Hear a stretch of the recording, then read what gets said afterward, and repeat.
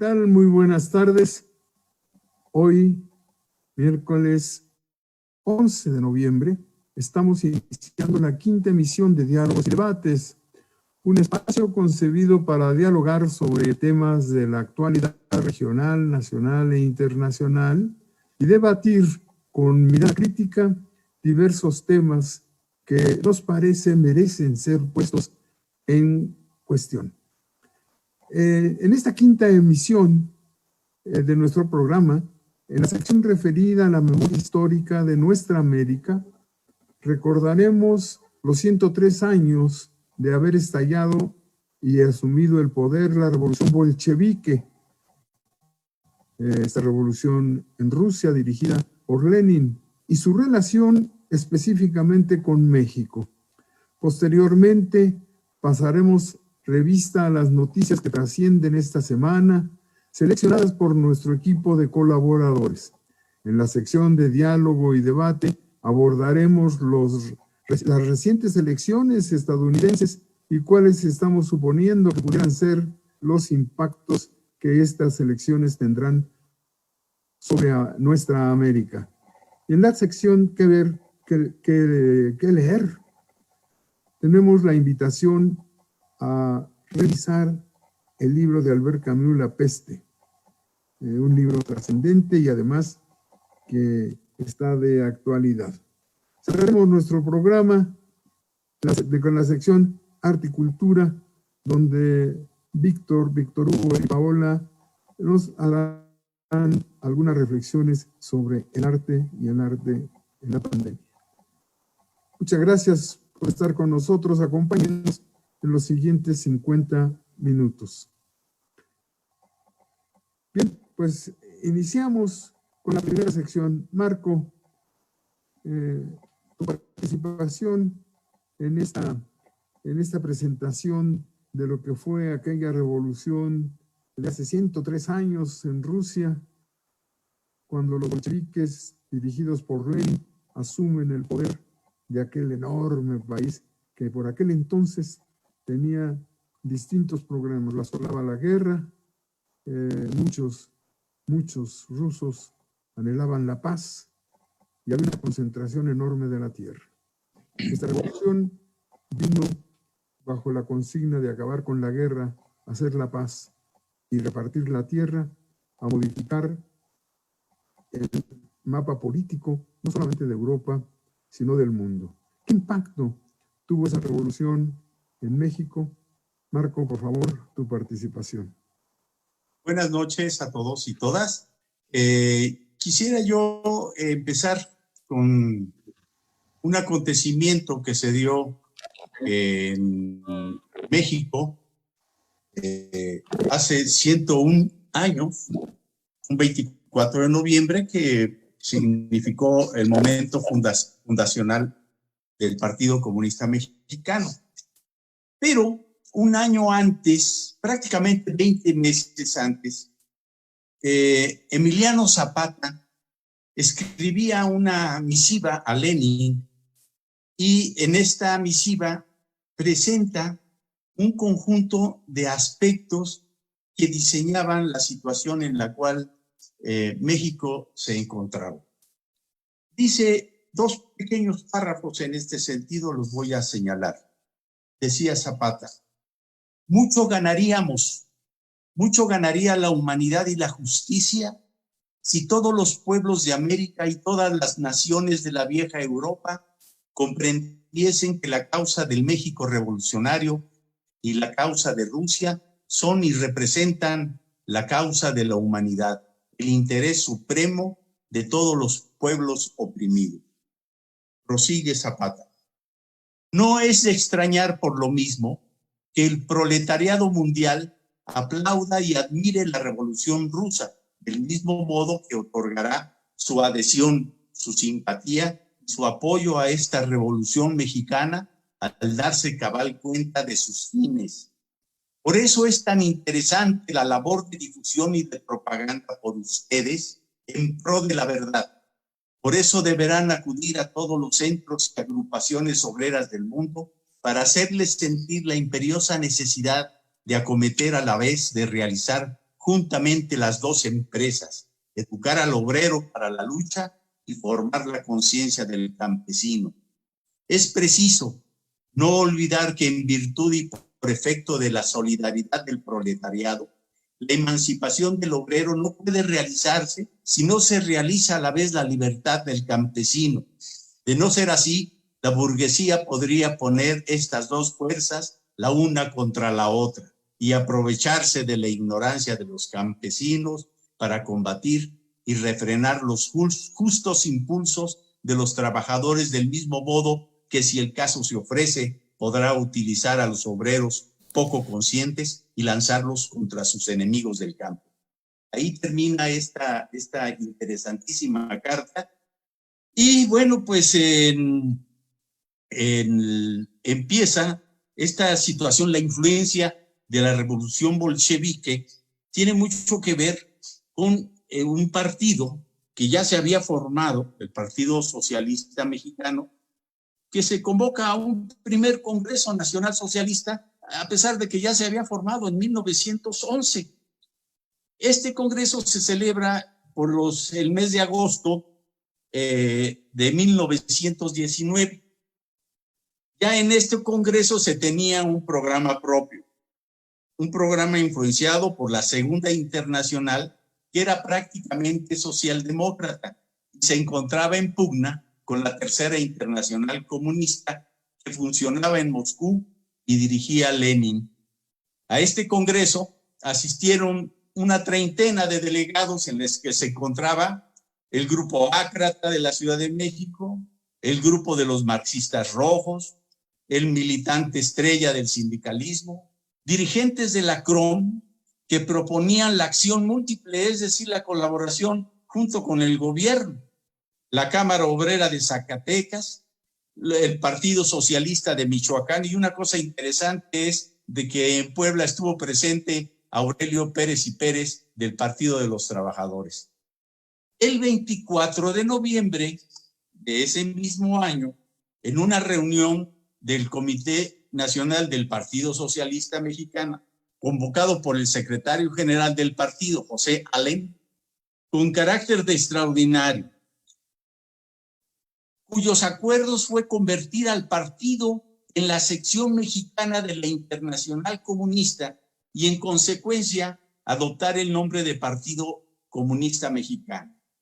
Además, se decidió incorporar al nuevo PCM a la propia Internacional Comunista.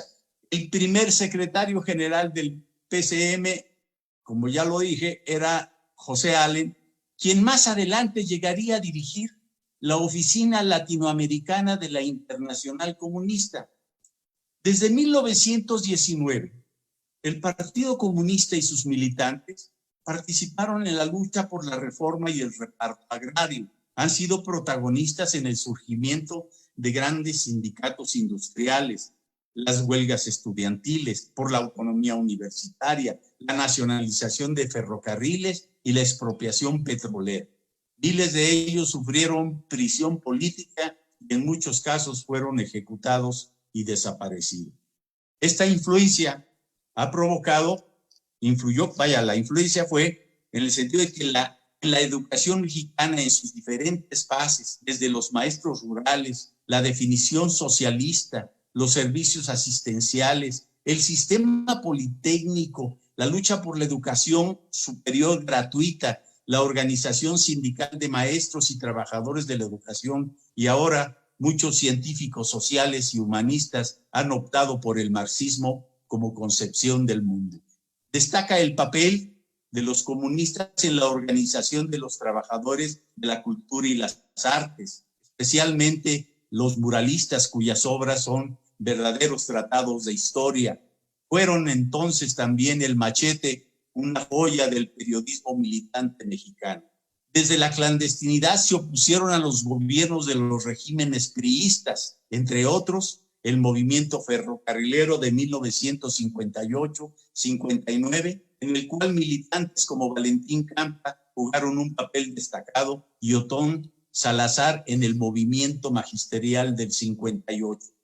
Participaron en la constitución de partidos comunistas de otros países, como Cuba, Ecuador, Nicaragua, Guatemala y otros más centroamericanos.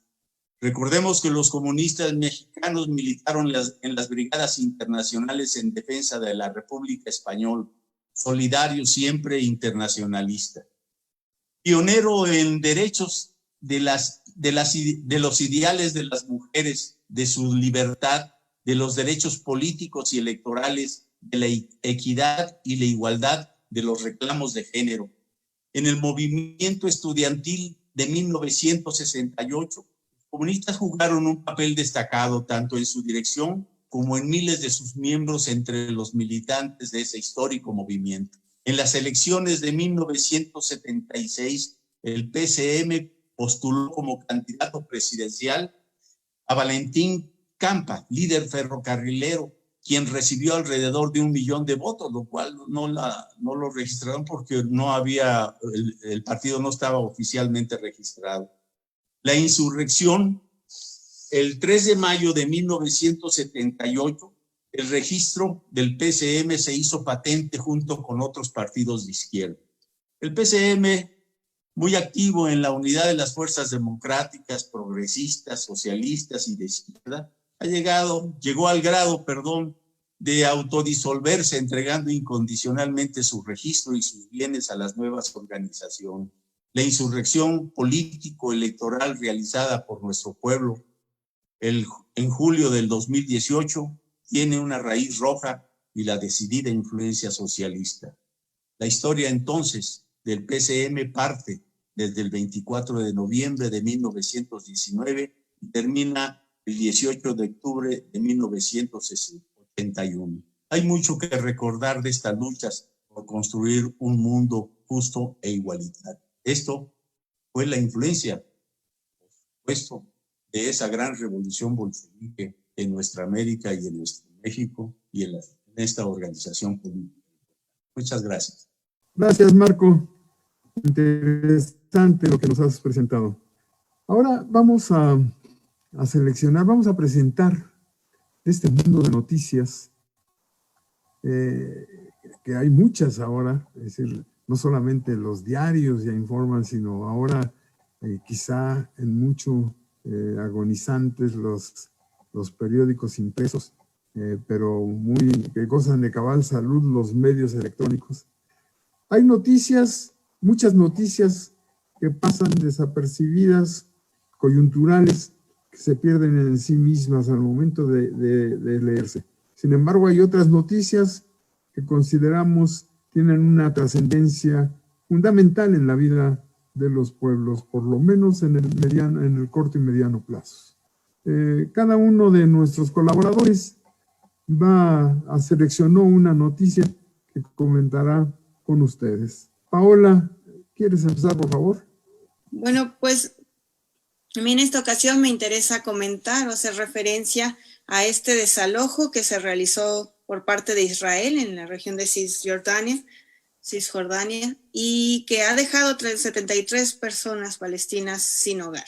Y bueno, en el marco en el que se desarrolla este desalojo, uno es violando cualquier protocolo donde tendrían que haber hecho un trámite administrativo para avisar previamente de ese desalojo, porque llegaron con maquinaria para hacer una demolición.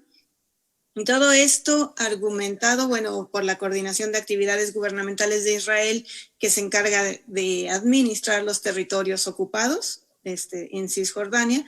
Y bueno, se justificaron que habían hecho el papeleo formal para destruir y desalojar y desplazar violentamente a la población, a estas familias, dejando, como les mencionaba, 73 personas sin hogar, cuando los testimonios de las personas desalojadas es que no hubo ningún aviso, no hubo ninguna notificación, sus casas fueron demolidas y totalmente destruidas, y cómo esto se enmarca en esta lógica del capital, ¿no? Este desalojo avalado además por un banco transnacional, y cómo se ubica además, por supuesto, en la lógica de la ocupación territorial que históricamente añeja e injusta que ha realizado Israel en el territorio palestino, y que no deja de causar daño y de despojar precisamente territorios, modos de vida,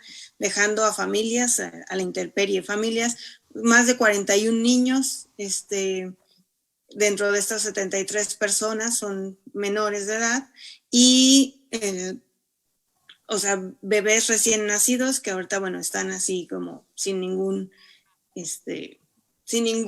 refugio y además profundizándose estas condiciones de violencia sistémica y estructural, profundizándose en el marco de la pandemia que estamos viviendo a escala global, ¿verdad? Entonces, bueno, la Unión Europea y la Organización de las Naciones Unidas han hecho un llamado a resolver esta situación, que pueda resolverse la vida inmediata de estas personas desalojadas y, bueno, a tomar cartas en el asunto porque pues fue totalmente ilegal y que sabemos que además es totalmente ilegítimo. Entonces, bueno, es el comentario que tengo para esta tarde. Gracias, Paola. Triste situación de Palestina, la que no se le dé el estatus de nación y pierde parte de su territorio. Urge ya reconocer a Palestina como una nación soberana e independiente. Víctor Hugo, te escuchamos, por favor. Hola, bueno, pues con la noticia de que Georgia, Pensilvania, Michigan, Wisconsin y Nevada son estados, donde se perfila una judicialización del proceso electoral en los Estados Unidos. Ahora resulta que donde la democracia da señales de agotamiento es allá, bueno, la democracia liberal, a la que están acostumbrados. Ahora faltaría que llegara la organización, algunas de las organizaciones que se inventan en América o en Medio Oriente para tratar de controlar otros países y les dijera que deben ser intervenidos, no sé, por Brasil o por Bolivia o cualquiera de los países de ellos han cada imagínense ahí diciendo que necesitan un poco de democracia y la llevaran por la fuerza a los países del sur. Pero bueno, en esta ocasión, la consigna voto por voto, casilla por casilla, será algo que va a resonar allá en Estados Unidos. En medio de una elección muy apretada, el miembro del Partido Demócrata, Joe Biden, se perfila como el ganador de la contienda. Sin embargo, es notorio que hay una división en el electorado. Por otra parte, los mercados de valores pues ya van reaccionando y de acuerdo con la propia definición de los analistas, sienten los agentes del mercado un apetito por el riesgo. En este sentido, la moneda mexicana se apreció frente al dólar, esperando pues, que haya un repunte del intercambio entre las posiciones de mayor apertura comercial que sostienen los demócratas. Por otra parte, pues también el anuncio de la efectividad de la vacuna de Pfizer coloca a la producción con mejores posibilidades para la reactivación económica para el siguiente año. Por esta razón, los agentes del mercado se muestran optimistas, pero además dicen que tienen hambre voraz. Gracias, Víctor. Todo el capital voraz, ¿cierto? Siempre aprovecha cualquier oportunidad de aumentar su riqueza y su poder. Judicializar las elecciones, creo que va a ser ya la estrategia que va a seguir Donald Trump a partir de hoy, precisamente lo anunció desde hace unos días. Marco, noticia, por favor. El pasado domingo, Luis Arce Catacora llega a Palacio Quemado. Es el nuevo mandatario boliviano, la razón concreta de que arrasó en las urnas. Y además porque el pueblo de aquella nación sudamericana reivindicó la democracia y el derecho a elegir a sus representantes, todo después del golpe de noviembre del 19 contra Evo Morales. Que ese golpe organizado por la administración de Trump, llevado a cabo por las mismas fuerzas fascistas que hoy, ante la contundencia del triunfo del movimiento al socialismo, andan corriendo para todos lados de derecho.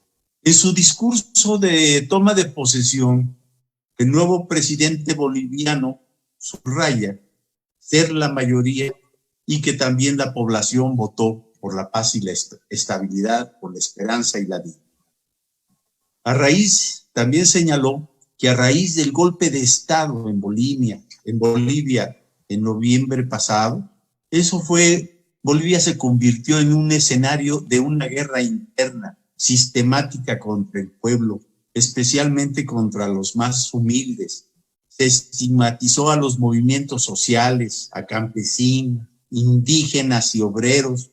Se les llamó salvajes, sediciosos, terroristas. Se humilló a las mujeres y un largo etcétera.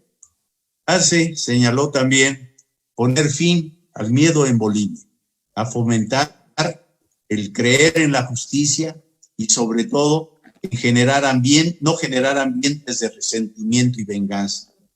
El gobierno de facto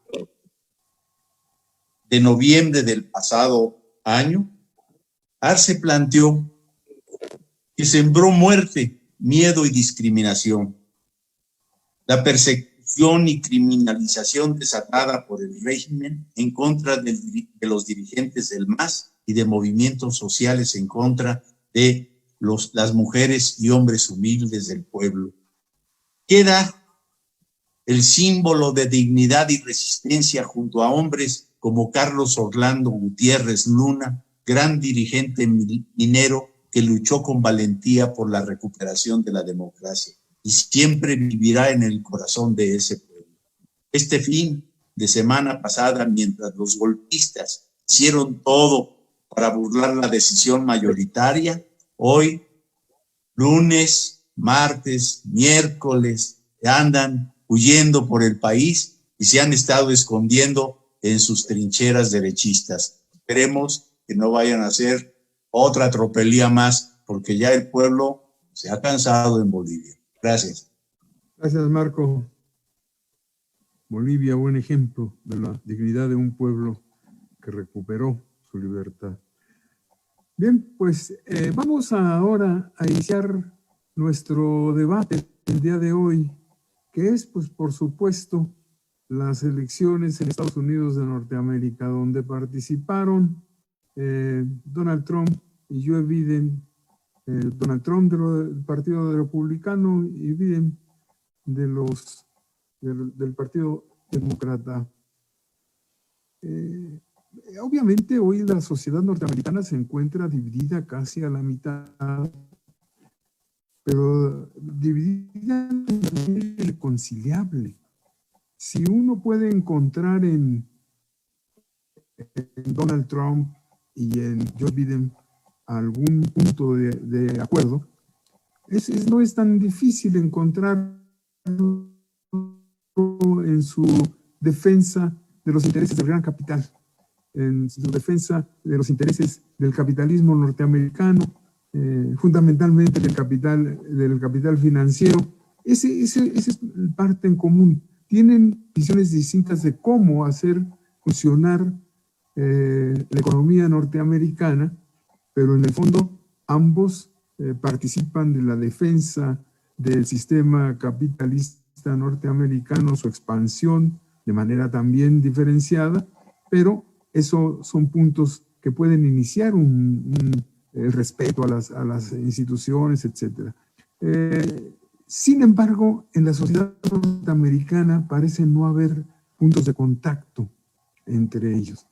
Está totalmente dividida entre quienes promueven el racismo, el clasismo, el supremacismo, la discriminación, frente a una creciente sociedad, a una creciente parte de la sociedad que aspira a combatir la discriminación, que demanda, por ejemplo, que la educación gratuita sea de alta calidad y que se ponga al servicio de la población un sistema de salud que sea privatizado, con Trump sobre todo, que acaba con las propuestas que había hecho Obama, y ha privatizado la salud y es cara y difícil acceso, todo para beneficio de las aseguradoras y de la salud privada.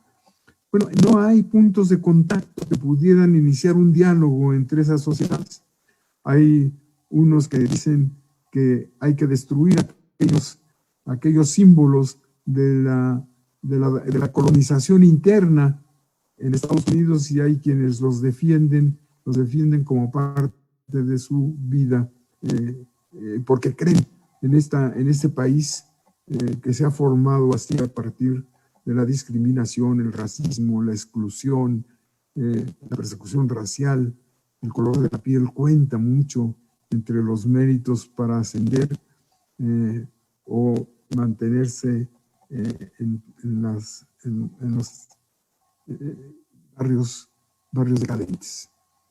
Bien, pues este es un poco lo que queremos ahora expresar, y le pido a Adriana, que ella que conoce las entrañas del monstruo y que su onda puede ser la de David, nos platique cuál es su impresión de lo que está ocurriendo, de lo que ha ocurrido y de lo que está ocurriendo, y quizá de lo que pueda ocurrir en aquella nación que es la potencia más importante del mundo.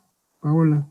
Así es, doctor Ornelas, como usted menciona, hay complejidades que marcan esta elección, como la polaridad que usted bien describe. Sin embargo, también tiene un carácter histórico que por mucho tiempo no se había visto, y incluso sabemos que el voto popular del 2016 favorecía a Hillary Clinton, y bueno, por esta lógica de este arcaico sistema electoral que tiene Estados Unidos, pues el colegio electoral otorgó el triunfo a Trump. Y en el contexto actual, bueno, el voto popular, si bien ha estado muy debatido y es una muestra de cómo el dolor y la discriminación que ha imperado en este país sigue sangrando, ¿verdad? Porque la existencia de tantos votantes o tantos ciudadanos pro-Trump, es un claro ejemplo de cómo el racismo pues sigue siendo un problema sumamente vigente y demás, y sin embargo también es una elección histórica donde el nivel de votantes ha sobrepasado históricamente la participación, ¿no? O sea, considerando el contexto de la pandemia y demás, que pensaría que eso reduciría la participación electoral, bueno, ha sido una participación muy activa.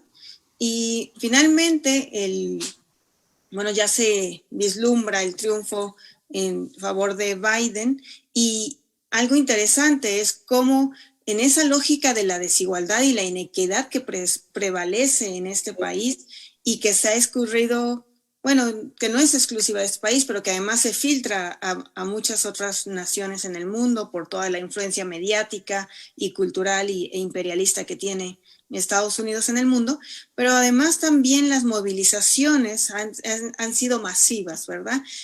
Pensemos Breonna Taylor y la muerte de George Floyd y demás, todas estas movilizaciones que generaron del movimiento de las vidas negras importan o Black Lives Matter, han tenido una fuerte presencia que los grupos afroamericanos, la comunidad, los votantes de la comunidad latina, la comunidad lésbico, gay, bisexual, transexual y queer, han incidido mucho en los resultados que estamos viendo ahorita, ¿verdad? Y tiene implicaciones aquí era el que gane va a tener implicaciones fuertes en las políticas públicas de este país. Y creo que ha sido lo que llevó a que mucha gente estuviera interesada en salir y emitir su voto o mandarlo vía correo, hacer campañas, y trataron de hacer una encuesta donde más de 2 millones de personas llamaron dando mensajes de lo que implicaba que ganara Biden, ¿verdad?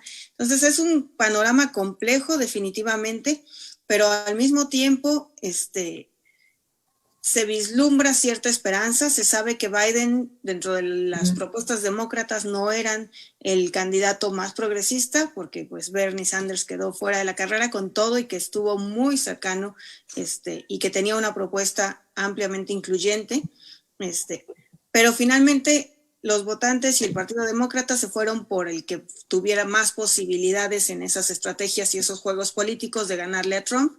Finalmente lo consiguieron y aquí la figura importante en este debate o en estas composiciones políticas me parece que es Kamala Harris, que tiene una postura mucho más cercana a la problemática social y que se rumora que va a estar un poco más a cargo de lo que va a implicar las políticas públicas en este país.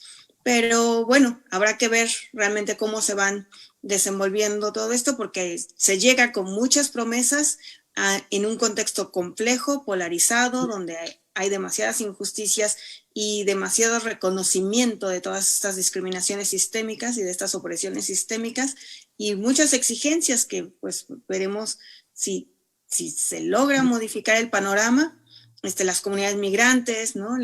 El poder contar con servicios de salud, incluso dentro de las redes sociales y demás dijeron, bueno, los republicanos por fin van a tener lo que merecen, ¿no? Un sistema de salud que realmente les funcione, un acceso a la educación, cosas que el Partido Republicano no ha logrado generar y porque no le interesa y que incluso ha bloqueado lo que había, ¿verdad? Entonces, el panorama se está moviendo interesante, efectivamente está polarizado, pero también creo que eventualmente se pueden construir puntos de encuentro. La comunidad nativoamericana está clamando, dice, bueno, aquí le llaman el left wing y right wing, ¿no? Como el ala derecha y el ala izquierda, dicen, pues son las dos alas de una misma ave, ¿no? Y entonces en esa lógica, desde recuperar las mismas filosofías ancestrales de quienes poblaron y han poblado este país, creo que es a donde se está volviendo la mirada para poder construir algo, porque si no, efectivamente la polarización va a perjudicar mucho y bueno, hay que ver cómo se mueve también el Congreso y demás. Entonces, bueno, eso es un poco... Gracias, Paola. Pues es cierto, ¿no? Generalmente ahora se está celebrando no el triunfo de Biden. Hay preocupación también por lo que puede hacer Biden, sino la derrota de Trump. Es decir, esta actitud agresiva, polarizante, que desprecia a quienes no comparten sus puntos de vista, fue muy negativa y la gente tuvo una reacción, aunque tuvo más o menos 70 millones de votos, lo cual es preocupante.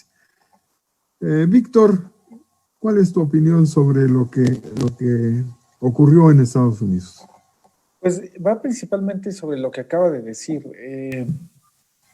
Si bien el juego democrático que hay en Estados Unidos permite que no sean exactamente la mayoría de votos la que gane, pero bueno, en esta ocasión, al parecer, porque todavía no hay nada oficial, al parecer Biden sí tuvo mayoría. Sin embargo, pues Donald Trump tuvo 70 millones de votos de personas que consideran que un sujeto que se la pasa, pues sí, prácticamente agrediendo a todo el que no piensa como él, es una actitud que deben de tener. Es pues a lo que se considera como gringo, ¿no? El gringo, el agresivo, militarista y completamente intolerante. Que además lo muestra de forma abierta, porque bueno, desde mi punto de vista no es que Hillary y todo el equipo de los demócratas junto con Biden tengan mejores cartas que mostrar hacia el exterior, simplemente son pues personas que se acomodan de acuerdo a un ala diferente del pájaro llamado capital en Estados Unidos, y que bueno, posa sus garras en el lugar en el que señala, en el país en el que quiere, y que vuela finalmente con las dos alas, ¿no? Desde mi punto de vista no existe realmente un ala izquierda en Estados Unidos. Lo intentó de una forma muy importante Sanders, declarándose, además algo más allá de qué tan congruente o qué tan ortodoxa pudiera ser la práctica y la filosofía de Sanders, pero él se posiciona como socialista, que eso en un país como Estados Unidos ya es mucho que decir. Y lo que también me parece rescatable de la elección en Estados Unidos es que Sanders haya tenido la oportunidad de estar compitiendo de forma muy, muy cercana con Biden, porque ahí nos indica que sí existe un público receptivo a un cambio, por lo menos a un discurso un poco más radical de lo que están acostumbrados normalmente en Estados Unidos. Entonces me parece que eso sí es una ganancia. Realmente, en términos de lo que puede haber al exterior, pues la diferencia ya se está viendo en los mercados. Las industrias caracterizadas por la expansión hacia el exterior, que utilizan como vía el libre comercio y los tratados, pues son las que están incrementando sus posiciones en las bolsas de valores. Por otra parte, pues las industrias que estaban creciendo a partir de la demanda, o más bien del mercado laboral endógeno, son las que no precisamente están cayendo, pero se mantienen estables, no están repuntando como se esperaría en el caso de que, como las industrias pesadas, ¿no?, que estaba fomentando Donald Trump. Yo creo que ahí es una cuestión más de reconfiguración de tipo económico e industrial. Es cierto que hay muchas expresiones de movimientos sociales en Estados Unidos que sin duda de forma automática rechazan la imagen de Trump, pero ahí, como también decía el doctor, quien perdió fue Trump. No es que realmente haya ganado Biden, no es precisamente un cambio de ideología muy profundo, sino que lo que perdió fue la intolerancia de este sujeto y su lengua extremadamente larga, que lo llevó a convertirse en un personaje popular. Ya Obama, bueno, ganado una política. Desde mi punto de vista, digo, desde México y con las limitaciones que puedo tener en el entendimiento de la política en Estados Unidos. Pero bueno, la verdad es que desde América Latina y desde muchas partes del mundo distinguimos poco. Notamos una diferencia muy ligera o casi nula entre los enfoques que tienen los republicanos y los demócratas. Los dos creen en el destino manifiesto. Los dos juran con la mano sobre la Biblia el hacer de su país el mejor país del mundo. Y bueno, eso en América no nos ha traído muy buenas experiencias. Gracias. Ninguna buena experiencia, ¿no? Hemos sido el territorio de expansión casi natural de los norteamericanos, ¿no? Somos, dicen ellos, su patio trasero. Yo presagiaba una derrota contundente de Trump, inclusive que pudiera rescatarse el Senado para los demócratas, pero no hubo tal. Está muy parejo el resultado entre los senadores. La Cámara de Representantes quedó como siempre en poder de los demócratas, y esto pues va a mantener un equilibrio de fuerza. Ya se vio como cuando se intentó un juicio político a Trump, los representantes lo aprobaron, pero los senadores lo rechazaron, evitando con ello que Trump saliera antes de su periodo electoral. Marco, ¿cómo viste el proceso electoral? Bueno, yo veo que hubo una campaña que estábamos todos muy atentos, por supuesto, cómo se desarrollaba. Una campaña en donde Trump hizo un mundo de mentiras y amenazas a nombre de la democracia que él consideraba. Él, desde el mismo gabinete presidencial, porque eso también influye mucho, decía, difunde la mentira de que la izquierda lo quiere derrocar con un golpe de Estado en las calles. Bueno, no existe esa situación de izquierda. Sobre todo en el caso de Trump, quien no haya votado por él, pues dice que es de izquierda o terrorista. Pero hablar de izquierda o centroizquierda, incluso caracterizando a Biden, los huestes demócratas, francamente es un atropello a la inteligencia. Las grandes empresas que apostaron por cualquiera de los dos candidatos saben que al final de cuentas, ahí quien gana es el gran capital. Entonces, hay una situación que Trump promovió, esta cuestión de popularizar la hegemonía de la mentira y sobre todo en una propaganda fascista multiplicada por los medios de comunicación y las redes sociales. Esto se asemeja a lo que históricamente se vivió con el nazifascismo, generando una hegemonía engañando, enfrentando, polarizando. La situación es preocupante, como dice el doctor, está prácticamente dividida en mitad y mitad. Actualmente se puede decir que la contabilidad de los votos es un poco más de 140 millones en total. Biden tiene 74 millones y los republicanos, Trump, 4 millones menos. Bueno, esta situación plantea de que yo lo considero que es el caso de Trump,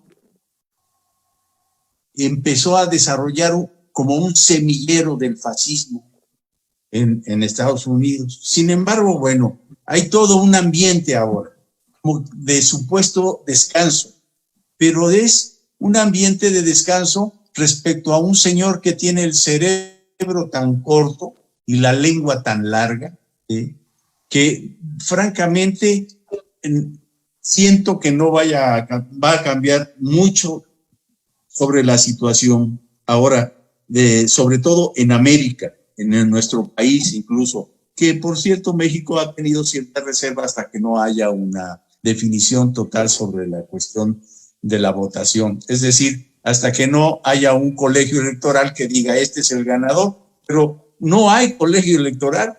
Ya una vez que alcanzan más de 270 delegados, dicen estos son los ganadores y quien determina si ganó o no prácticamente son los medios de comunicación. Esto, lo preocupante es de que todo este proceso general, las mentiras de Trump, la situación de que no existe en realidad todavía una izquierda consolidada en Estados Unidos, de que se ha generado una situación de semillero del fascismo en Estados Unidos y que aún siento todavía los republicanos van a estar atizándole a esta situación. Esperemos que las cosas efectivamente vayan a cambiar, que Biden presente una política sobre la participación de Estados Unidos ahora ante los países que ha lastimado la anterior gobierno con Trump y podamos nosotros hacer un balance efectivamente si es que vamos bien ahora con estos vecinos del norte o las cosas van a seguir. Espero que no sean. Gracias. Gracias, Marco.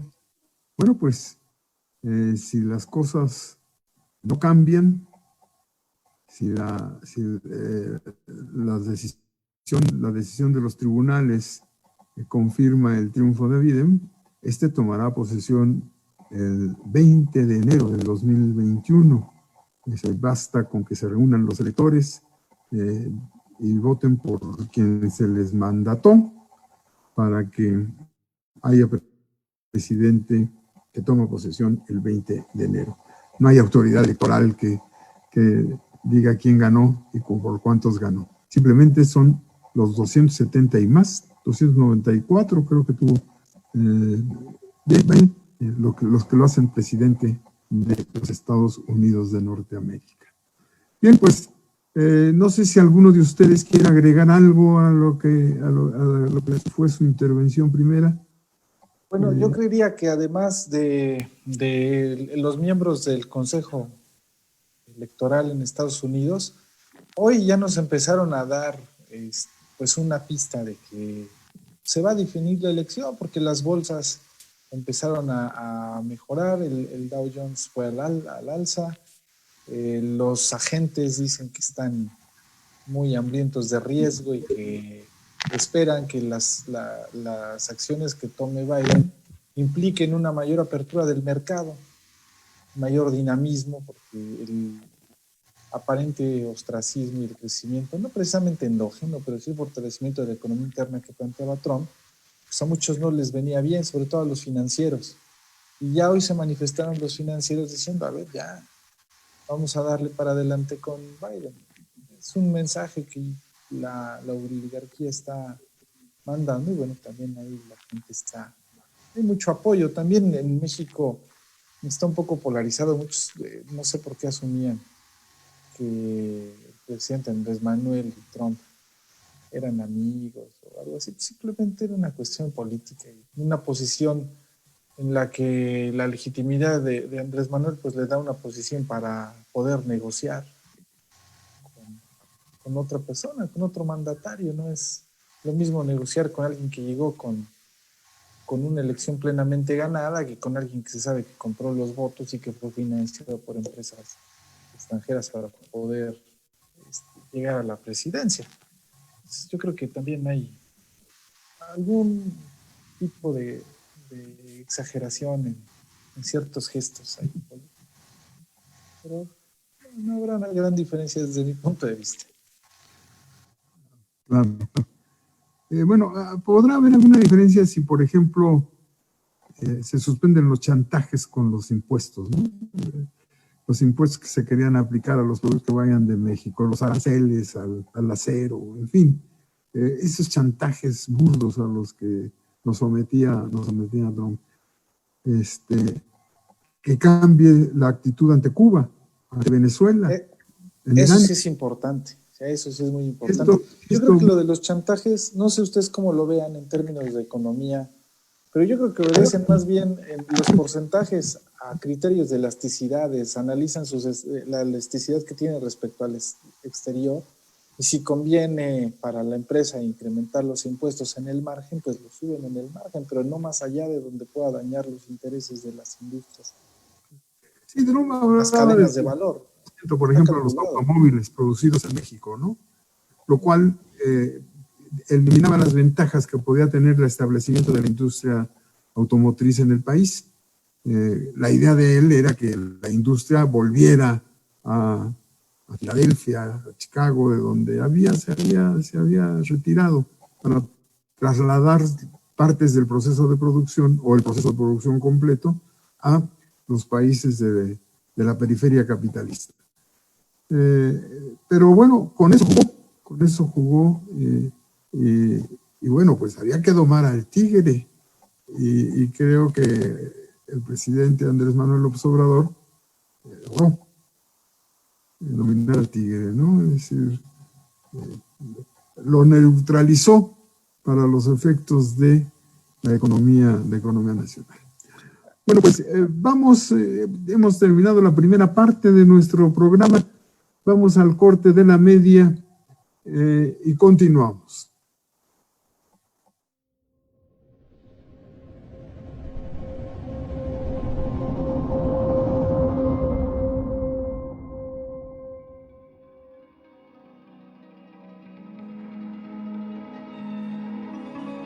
¿Qué tal, amigos, amigas de la jornada de Oriente? Mi nombre es Israel León O'Farrill y escribo la columna Memoria.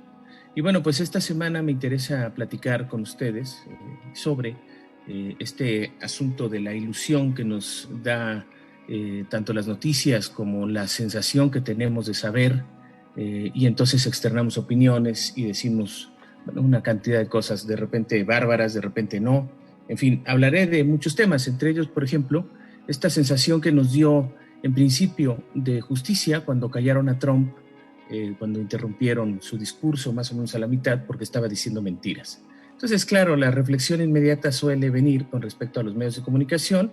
No se hizo esperar, moneros de la jornada, obviamente CNN por ahí también, en voz de Carmen Aristegui, criticaba también esta decisión por parte de los medios que de alguna forma intervenían en el proceso. Y entonces tenemos esta sensación también de lo contrario, de libertad, ¿no? Deberíamos darle la libertad de palabra a una persona como Trump, especialmente en este instante que está diciendo mentiras. Entonces, claro, toda esta construcción pues de la democracia y de otros aspectos que vienen relacionados con ella, puede traernos la ilusión de que existe, por un lado, esa democracia, existe la justicia y muchos otros temas, ¿no?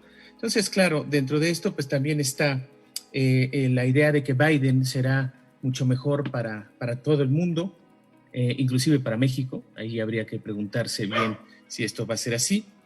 Si la llegada de Arce a la presidencia de Bolivia va a expulsar la injerencia de Estados Unidos en la región, y si no de Estados Unidos, de toda la cuestión económica. ¿Sí? ¿Se ha hecho lo suficiente sobre el COVID o no? Por ahí platicaba con un médico que decía que prácticamente el COVID era mentira y que pues todo esto era traído por los Anunnaki y los reptilianos, o yo qué sé, ¿no? Entonces tenemos la ilusión de saber en qué mundo estamos, y por supuesto todo esto es a partir de las perspectivas que tengamos y por supuesto también de nuestra formación. Entonces, bueno, platicaremos un poco sobre estas ilusiones el próximo jueves. Esperen esa columna, se llama Memoria. Mi nombre es Israel León O'Farrill y estaré a sus órdenes en esos textos. Gracias.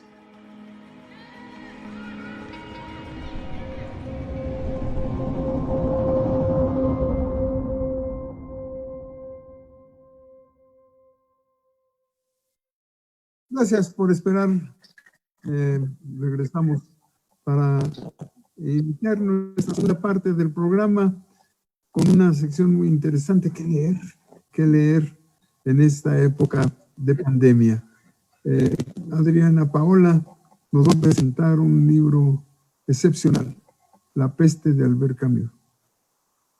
Adriana, te escuchamos.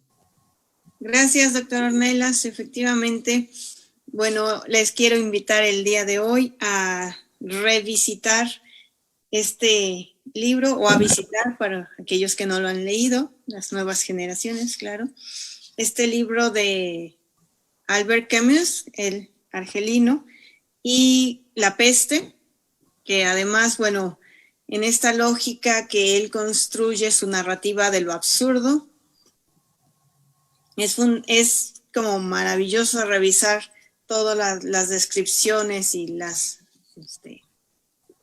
alegorías que él utiliza aquí, que nos ubican en estos momentos tan pertinentes, en estos momentos en donde la pandemia nos está ubicando en las condiciones similares a la ciudad de Orán, que es además una región argelina, efectivamente, donde él describe toda esta epidemia que azota a esta ciudad, a este pueblo, y cómo se tiene que generar este proceso de aislamiento y cómo se rompen relaciones humanas, ¿no? Porque, se separan, el distanciamiento de las parejas, de la persona amada, de los seres queridos y demás, y cómo se entretejen en esta narrativa, que él tiene esta capacidad de construir efectivamente estas reflexiones desde lo absurdo, ¿no? De lo que en este momento él describía como algunas situaciones realmente absurdas y que ahora estamos viviendo en carne propia, ¿verdad? Entonces me parece que es interesantísimo como este estallido de su narrativa, del existencialismo, pero que además se conjuga con una solidaridad humana que va entretejiéndose en la historia que él nos narra, con unos niveles de resiliencia, y bueno, me parece un texto adecuado para el contexto en el que estamos viviendo actualmente, y además, bueno, siempre es importante revisar estos autores que, bueno, el libro salió, si no mal recuerdo, en los 40s, 50s, y la primera edición, y bueno, hoy estamos viviendo lo que él describe en la peste, perdón, iba yo a decir la plaga, ese es el título en francés, y bueno, la forma en la que nos van narrando, cómo se construyen estos personajes, donde está el existencialismo, pero también está esta parte nihilista, de repente tan intrínseca en estas reflexiones existencialistas, pero al mismo tiempo todas estas solidaridades. Entonces es una combinación de emociones, de narrativas, de puntos de encuentro y desencuentro, de tensiones, de cuestiones aterradoras en algunos momentos, pero también de esas grandes solidaridades y capacidades humanas para sobrevivir, para construir. Gracias, Paola.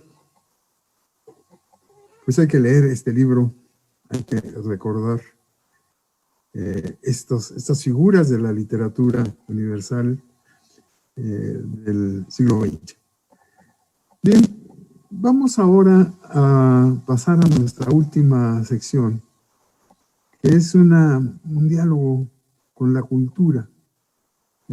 Para ello le voy a pedir a Paola y a Víctor que presenten esta parte de nuestro programa. En la pandemia muchas cosas han cambiado.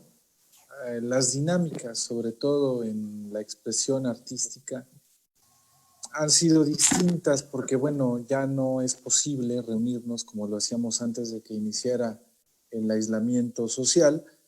No podemos estar en cines, no podemos ir al teatro, no podemos ir a conciertos, etcétera, ¿no? Entonces esto ha hecho que pues las expresiones artísticas busquen nuevos canales de difusión, y en este sentido pues ha habido algunos colectivos. Estamos hablando de expresiones del ciudadano de a pie, pero vamos a contrastar, ¿no? Por ejemplo, había por ahí presentaciones del Circo del Sol, que pues tiene toda la producción que se puedan imaginar, y sin embargo verlo a través de la pantalla no es lo mismo que acudir al teatro o al pabellón donde normalmente lo ves ahí todos yendo de un lugar a otro, saltando, el olor del espectáculo y la experiencia de estar ahí, de rodearte con otras personas que están igual de emocionadas que tú al ver ese espectáculo, y verlo a través de una pantalla, aunque sea en vivo, no es lo mismo. Y pasa parecido con otros artistas que son un poco más de la escena local, que decidieron continuar dando oferta en sitios que habilitaron también en Facebook, por ejemplo, bares, cantinas que normalmente abrieron sus sitios de Facebook. En algunas ocasiones podías pedir que te llevaran platillos o cerveza a tu casa y pagabas un cover por conectarte, y se esforzaban por dar un buen contenido. Vi varios buenos contenidos en la escena, por ejemplo, de Puebla. Sin embargo, pues siempre había ahí algún problema técnico, el sonido no era el mejor, problemas de iluminación, pues cosas que tienen que ver con la producción. Y además, la sensación no es lo mismo estar ahí en la salida del trabajo, que pasas a un bar y te pides una cerveza y escuchas buena música. Encuentras a lo mejor algún amigo que no veías hace mucho. Cambió mucho la dinámica, y en términos del disfrute estético creo que sí se perdió mucho. Y esto es un tanto bueno porque nos permite valorar, ¿no? Desde mi punto de vista nos permite valorar las expresiones que tenemos en el arte y en su disfrute, pero por otra parte pues también nos muestran que era un mito eso de que en el futuro todo iba a ser a distancia y conectándote a través de los aparatejos estos que tenemos en pantalla. Yo creo que si bien tal vez pueda haber alguna conexión, alguna interfaz, ¿no?, que te haga sentir como si estuvieras ahí, pero todavía falta. Al menos hoy no se puede, no sabemos si en el futuro pueda ser. Si los que están en neuroprogramación, me refiero no a los que ven esto de los gestos, sino a los que están programando redes neuronales. Hace poco le preguntaba a un amigo que precisamente trabaja en esto, oye, ¿y qué onda con la noticia esta de la conexión de las neuronas con un cerebro de cerdo que anunció Elon Musk? Eso es algo que normalmente se hace en los laboratorios. O sea, todo mundo agarra ratones, les mete electrodos y ven cómo funciona su cerebro. Es una práctica pues, más o menos rutinaria en un laboratorio. O sea, en términos estrictos no hay avance todavía para que podamos tener sensaciones de realidad aumentada que tú puedas decir que se asemejan al mundo real, pues falta mucho. Entonces, yo creo que en términos del disfrute estético, la pandemia pues sí nos ha quitado mucho. Estoy de acuerdo contigo, Víctor. Creo que efectivamente no, la experiencia nunca va a ser la misma, pero también pienso que se están reconfigurando ciertos espacios e incluso, no sé si recuperación, porque hay espacios que tal vez ni siquiera nos pertenecían, ¿no? De pronto, esto que dices, el Cirque du Soleil, que sus entradas son carísimas y por lo tanto es un espectáculo altamente elitista, y sin embargo estuvo gratuito, ¿no? Y algunas representaciones también de Broadway, que sabemos que tal vez es el teatro más comercial, pero que también es bastante caro y también se proyectó de forma gratuita, y aunque efectivamente la experiencia no es la misma, me parece que dentro de todo y en esta lógica de cómo en los niveles de estrés y de ansiedad que la pandemia, el aislamiento, el estar encerrados, el estar con el miedo y demás, toda esta carga psicoemocional que genera el estrés de la enfermedad, un poco incluso refiriendo a lo que también Camus describe en su libro, pues sí sí, el arte y la cultura transmitida desde diversos espacios para que pueda llegar a los hogares, creo que ha sido una buena herramienta para la salud mental de la población, ¿no? Entonces, y que ha permitido, no podemos decir totalmente democratizarla, pero creo que sí ha permitido acceder a más espacios, ¿no?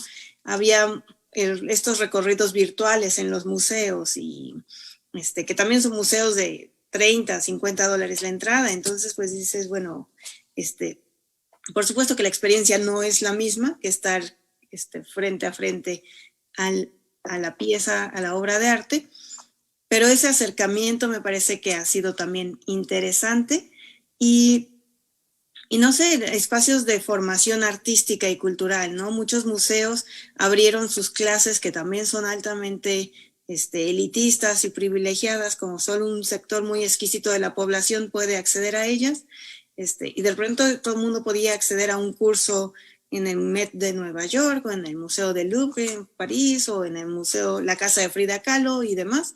Incluso el Museo Amparo tenía algunos cursos y talleres de forma gratuita, que el mismo Museo Amparo es carísimo para los poblanos, no todos los poblanos pueden acceder a las capacitaciones o cursos de verano que hay, y creo que esta reconfiguración sí ha permitido que la cultura se pudiera difundir en otros espacios que normalmente o llegara a la población abierta.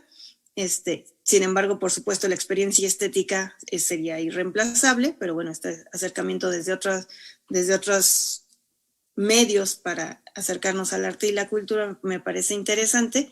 Y también me parece interesante, o lo que tendríamos que cuestionar un poquito, es cómo la gente sigue prefiriendo conectarse a Netflix y pasar demasiado tiempo en viendo series y series, quedándose incluso sin dormir para terminar la serie de Netflix. Y, o sea, como que además esa no es gratuita, esa sigue cobrando y durante la pandemia siguió cobrando y demás, ¿no?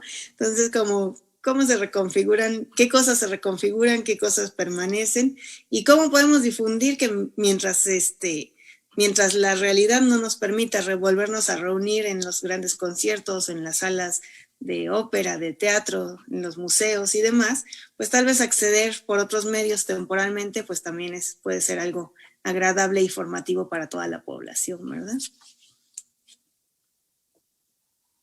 Yo creo que nunca será la misma emoción ver, por ejemplo, una obra cerca, en vivo, que verla por televisión, ¿no? Ver la Piedad de Miguel Ángel, o la Gioconda, o Goya en el Museo del Prado, deben causar una emoción enorme que se pierde cuando lo ves a distancia, cuando lo ves en televisión. Te parece algo porque además, como vas con la idea de ver obras maestras, cuando llegas a estar entre ellas, creo que hay una emoción insustituible. Ver, por ejemplo, la obra de Picasso, la Guernica, provoca mucha emoción por el entorno, pero además por la historia, ¿no? Por lo que cuenta, por lo que ves. Y ahora verlo por televisión no tiene mucho sentido. El entorno mismo de donde ves una obra de teatro, incluso el entorno, no es el mismo. Es decir, verla por televisión es de una manera acomodarse para poderla ver. No es lo mismo que ir a un sitio donde está diseñado para que pueda uno recibir las vibras de los actores, ¿no? Que en el teatro se sienten mucho. Víctor, ¿quieres mencionar alguna cosa más? Sí, en el caso de la curaduría, por ejemplo, de algunas de las exposiciones que hubo en los grandes museos, era bastante buena, pero si uno tenía por ahí o bajaba una guía de cualquier museo de estos grandotes y empezabas a buscar imágenes en internet, igual se podía hacer un recorrido sin que lo liberaran. O sea, era algo que pues algunas veces en el tiempo libre uno llega a hacer. Y creo que sí es importante que haya existido una apertura. No tanto democratización, porque pues el tener un equipo, tener una conexión a internet, pues sí es excluyente. Pero por otra parte, yo creo que las expresiones del arte popular sí salieron perdiendo mucho. Sobre todo en la falta de realización, por ejemplo, de las ferias en los pueblos. Yo acostumbro visitar por lo menos 2 ferias de los pueblos donde crecí, me desarrollé, y no hubo esas ferias, y ahí hay una reproducción cultural, hay una experiencia estética que va al ver las danzas de la gente que cada año la repiten y es prácticamente lo mismo, pero que es parte de la reproducción cultural de un pueblo y que no se pudo, y que realmente es triste que no suceda porque en el imaginario y en el sentir de la población de esos lugares, no es solo una expresión artística, no es solo ir a escuchar a la banda del pueblo que toca las mismas canciones cada año. Tiene un contexto de ritualidad y es darle vida a las estaciones del año, es saber que ya viene Semana Santa porque escuchas lo mismo que tus abuelos escuchaban hace 100 años y ves lo mismo que hacían y repites esos ritos que son una expresión de nuestra cultura y que hoy no pudimos hacer. Y eso realmente me parece la peor pérdida, porque, bueno, ya de forma normal, tradicional, pues siempre ha sido exclusivo ir a uno de estos museos grandes. Siempre te ha costado un ojo de la cara un concierto. Hoy lo puedes ver, igual lo podías ver antes en YouTube, comprarte el DVD pirata por ahí. Pero esa experiencia estética, cultural, de saborear una fiesta, de oler el incienso en un panteón, el cempasúchil, de ir a la feria de Corpus y comprar una muñequita de cartón en el centro, comerte tus chalupas, escuchar el sonido del teponazcle en la feria de, no sé, cualquier pueblo, San Miguel, los pueblos que están por aquí cerca donde la gente va a repetir su cultura. Fue muy triste no poderlo hacer. Y te lo digo desde el posicionamiento del admirador de la cultura, pero te lo dice también el pueblerino que se siente frustrado porque el año no le supo igual. Entonces es una gran pérdida. Sí. En eso estoy totalmente de acuerdo contigo, Víctor. Y bueno, un comentario que, si recuerdan, nos hizo Manuel es la forma en la que efectivamente, pero no solo es esta expresión artística, como bien señalas, sino la reproducción de la cultura, pero además el significado tan profundo. O sea, hay ciclos que no se cierran, o sea, los cultivos, ¿no? Tal vez no se esperan de la misma forma porque estos rituales no se hicieron. En algunas regiones lograron organizarse de tal forma que, por ejemplo, en San Miguel Sinacapan, bloquearon la entrada, normalmente es masiva porque muchos turistas llegan, bloquearon la entrada a los turistas y lograron hacer la fiesta, tratando de hacer la sana distancia en la medida de lo posible y demás, ¿no? Usando los cubrebocas, los danzantes y demás. Pero cómo efectivamente estos procesos de reconfiguración del arte y la cultura se ve también en lo más cotidiano de la vida y en lo más exquisito, en este sentido de la profundidad que implica el arte y la cultura en los pueblos indígenas, por ejemplo, ¿no? Aquí en Estados Unidos, los nativoamericanos también generaron estrategias y hacían sus danzas, pero también prohibían que la gente fuera a visitarlas y en todo caso las grababan y también eran vía digital, ¿no? Y si querías podías descargar el video en algún lugar, precisamente para no romper estos ciclos de vida, y que de repente los espectadores, no ajenos, porque como dices, crece uno con ellos, entonces no somos ajenos, pero que finalmente ya no estamos tan cercanos a estos espacios, pues es a los que sí nos lo quitaron, nos lo arrebataron totalmente, porque en los pueblos, bien que mal, los pueblos trataron de hacer los rituales, no sé, el pasado Día de Muertos fue algo como más íntimo dentro de los hogares, sin romper la parte comunitaria, pero que sí se expresó diferente, ¿verdad? Entonces, efectivamente, la reconfiguración de todos los espacios de nuestra vida están siendo trastocados y la incertidumbre es esa, que no sabemos ni hasta cuándo, porque cada vez que decimos ahora sí nos vamos a poder organizar, vamos a estar en persona, ¡rum!, se disparan nuevamente los casos y entonces tenemos que replegarnos un poquito y volvernos a guardar, ¿verdad? Entonces, así es. Pues bien, hemos llegado al final de nuestro programa. Creo que vamos a tenernos que ir acostumbrando en un largo periodo a coexistir, a convivir con la pandemia. Y esto, bueno, tiene que también cambiar nuestros propios hábitos personales, sociales y culturales. Bien, pues muchas gracias por su atención. Quienes hacemos este programa también tenemos un espacio en la jornada digital, la jornada de Oriente Puebla Digital. Si usted tiene a bien leernos los jueves, ahí estaremos presentando nuestros puntos de vista sobre los distintos temas. Gracias, Paola, gracias, Víctor, gracias, Marco. Nos escuchamos el próximo miércoles. Gracias.